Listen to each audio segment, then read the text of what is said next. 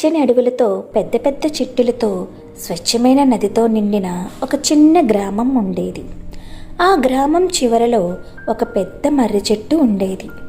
ఆ చెట్టు పక్కనే చిన్న చిన్న చీమల కాలనీ ఉండేది. ఆ కాలనీలో ఉండే చీమలు చాలా కష్టపడేవి. ఎండా వాన చూడకుండా భవిష్యత్తు కోసం ఆహారాన్ని దాచుకుంటూ జీవించేవి.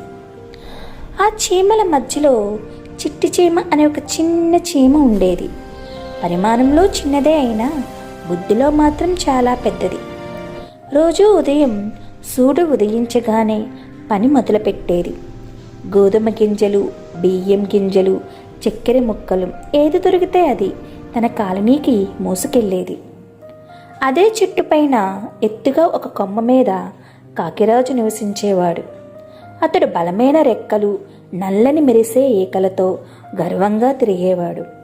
నాకు ఆకాశం ఉంది, నాకు బలం ఉంది, నేను ఎవరికీ భయపడను అని ఎప్పుడూ అనుకునేవాడు. ఒకరోజు ఉదయం చిట్టి చీమ తనకంటే 10 రెట్లు పెద్ద గింజను మోస్తూ వెళ్తుంది. అది చూసిన కాకి నవ్వుతో ఇలా అన్నాడు, అరే చిన్న చీమ, ఇంత కష్టపడడం ఎందుకు? ఈ రోజు దొరికింది ఈ రోజే తినాలి. రేపటి గురించి ఆలోచిస్తే జీవితం బోరైపోతుంది. చీమ వినయంగా సమాధానం చెప్పింది. కాకి అన్నయ్య, ఈ రోజు బలం ఉన్నా రేపు ఏం జరుగుతుందో ఎవరికీ తెలియదు. కష్టపడితేనే కష్టకాలంలో నిలబడగలం. కాకి నవ్వుతూ రెక్కలు కొట్టుకుంటూ నీ చిన్న బుద్ధి నాకెందుకు, నేను ఆకాశానికి రాజును అని చెప్పి ఎగిరిపోయాడు. కొన్ని నెలలు గడిచాయి. వేసవి వెళ్ళి వర్షాకాలం వచ్చింది. మొదట మెల్లగా వర్షం పడింది. తర్వాత ఆకాశం చీల్చినట్టు భారీ వర్షాలు మొదలయ్యాయి. నది పొంగిపోయింది. చీమల కాలనీ నీటిలో మునిగిపోతుందేమో అని అందరూ భయపడ్డారు. కానీ చిట్టి చీమ ముందే ఎత్తైన ప్రదేశంలో ఆహారాన్ని దాచింది.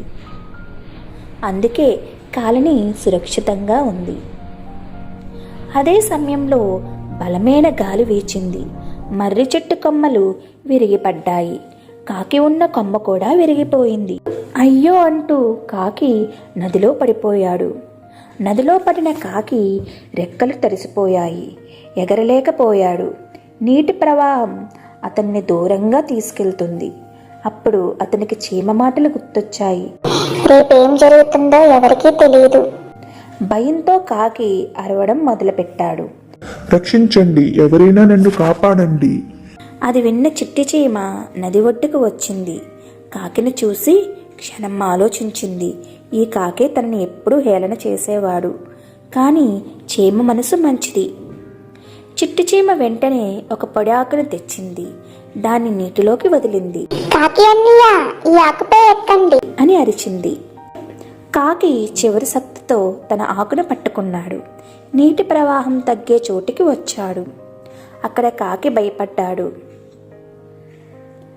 తడిసిన రెక్కలతో వణుకుతున్న శరీరంతో చీమ ముందు తల వంచాడు. చిట్ట చీమ, నన్ను క్షమించు. నీ కష్టాన్ని, నీ బుద్ధిని నేను తక్కువగా చూశాను. ఈ రోజు నువ్వు లేకపోతే నేను బ్రతికేవాడిని కాదు. చీమ చిరునవ్వుతో చెప్పింది, పెద్దదా చిన్నదా కాదు కాకి అన్నయ్య, సమయం వచ్చినప్పుడు సహాయం చేసే మనసే గొప్పది. ఆ రోజు నుంచి కాకి మారిపోయాడు. ఇతరులను హేళన చేయడం మానేశాడు. చీమల్ని గౌరవించడం మొదలుపెట్టాడు. కాలం గడిచింది. అడవి మళ్ళీ ప్రశాంతంగా మారింది. కాకి చీమ మంచి స్నేహితులయ్యారు. కాకి ఎత్తు నుంచి ప్రమాదాన్ని చూసి చీమలకు హెచ్చరిక ఇచ్చేవాడు. చీమలు తమ ఆహారంతో సహాయం చేసేవి. నీతి ఏమిటంటే పరిమాణం కాదు, మనసే గొప్పది. కష్టపడేవాడే కష్టకాలంలో నిలబడతాడు. అహంకారం మనల్ని కింద పడేస్తుంది. చిన్న సహాయం కూడా ప్రాణాలను కాపాడగలదు.